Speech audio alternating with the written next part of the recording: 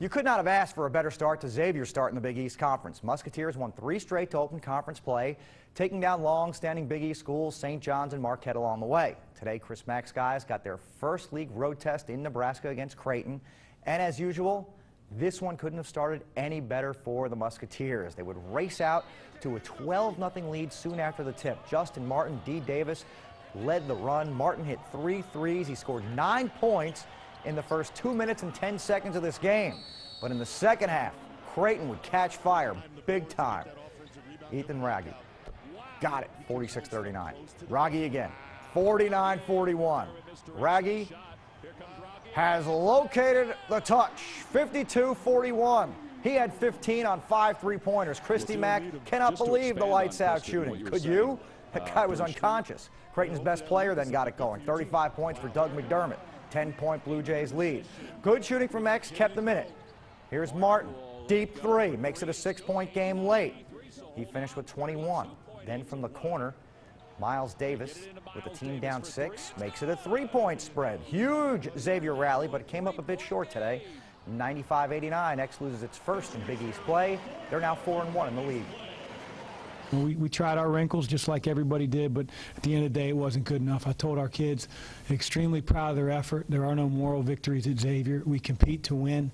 Not too many teams are going to walk in to this arena, or any team, and win. But offense wasn't the problem. It's just how you defend Creighton. And again, maybe the answer is having a little bit more of an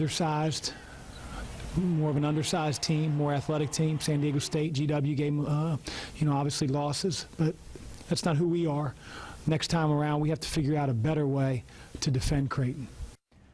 All right, they'll get a crack at it next month. Third-ranked Buckeyes at home for a Big Ten game against number 20 Iowa first half.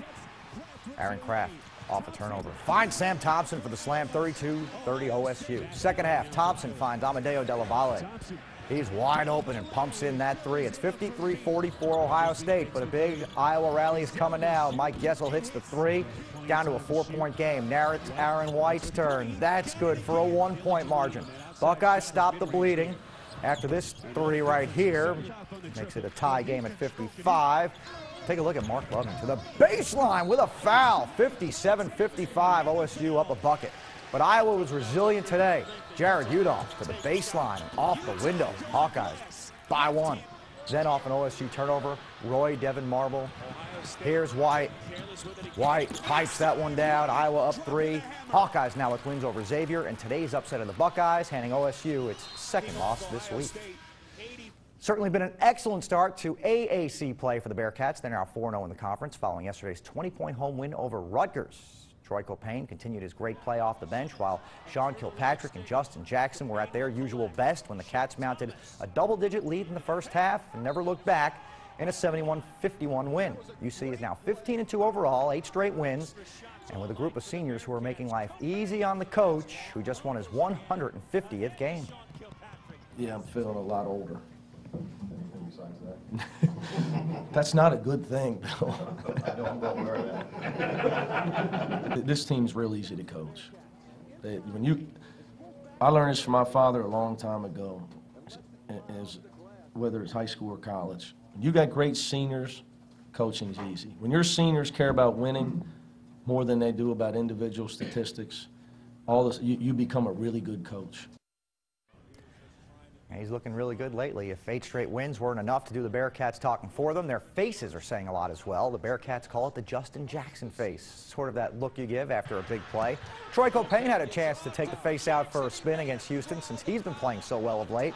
And it's apparently something he's been wanting to do for quite a while. Growing up, I've always wanted to do something like that. You watch TV, you see everybody else doing it, screaming, watching Cincinnati. SK making the face, Jack making the mean face, It's one of those like, man, I want to do that. So when I got the opportunity, it was one to never forget. I can do it 10 times better.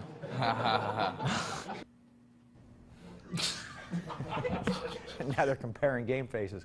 This week, the schedule doesn't get any easier for Xavier. They'll host Georgetown Wednesday night, then head to Chicago to play DePaul. UC will be at home on Tuesday for 5-9 Temple before a game against South Florida on Saturday.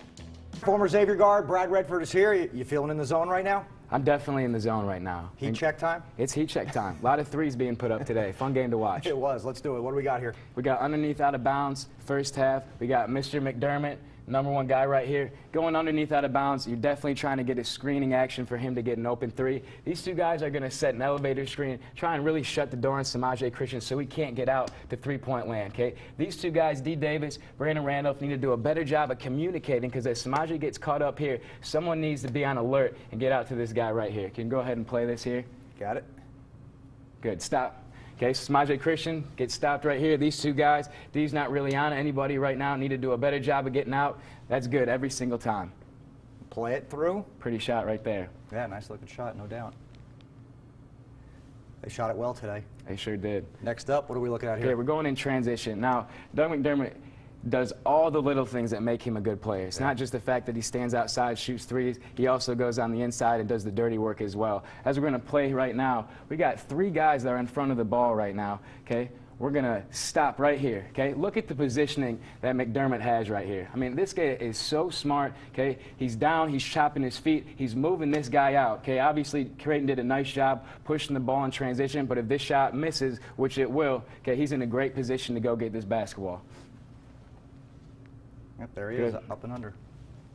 Steinberg, no match there. Positioning was too good.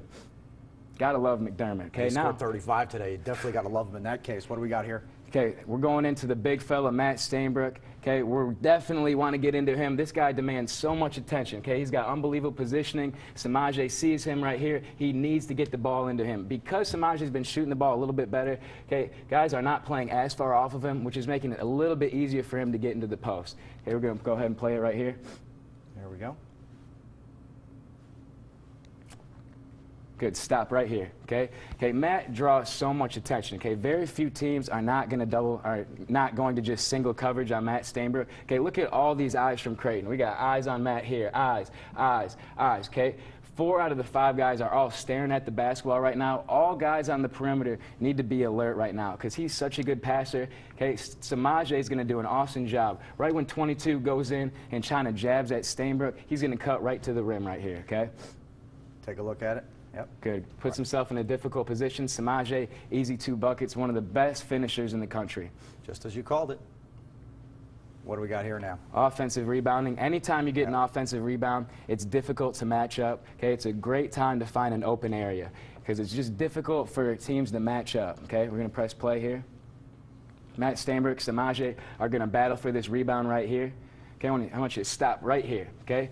Just like I said, it's very difficult to match up. So we got a matchup here. Looks like this guy's going to cut over to Justin Martin. Matt Steinberg is covered. These 2 guys right here have to do a better job of communicating who's on ball. That's one thing that you can never do. One of these 2 guys needs to get out to the ball and then quickly get to Samaje. But as we see, Samaje is wide open. These guys aren't communicating. We got a number of guys open right now. Samaje has been shooting the basketball much better of late. He's looking extremely comfortable shooting the ball right now.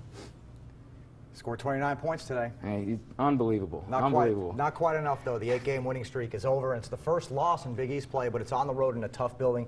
They'll get used to playing in the Big East. Yeah, this is a together group. I mean, you can really tell they lost those 3 games out of the country. It's actually their first loss in the U.S. That's right. But I expect these guys to bounce back. They got a huge game, Georgetown coming into the Cintas Center. I know there's going to be an excited crowd over there in Cintas. Brad Redford, the former sharpshooter from Xavier. You were in the zone tonight. Come back and do it again. I would love to. I would love to. I like coming in here, getting in the zone. It's a good place, very comfortable. San Francisco beat up on the Panthers, coming away with another road playoff win, 23-10 the final over Carolina today. Niners will now head to Seattle for the NFC Championship game next Sunday. And in today's AFC divisional game, the Broncos held off the Chargers for a 7-point win, advancing to the AFC Championship. They will host New England next Sunday at 3 here on Local 12, so it's Manning and Brady once again in January.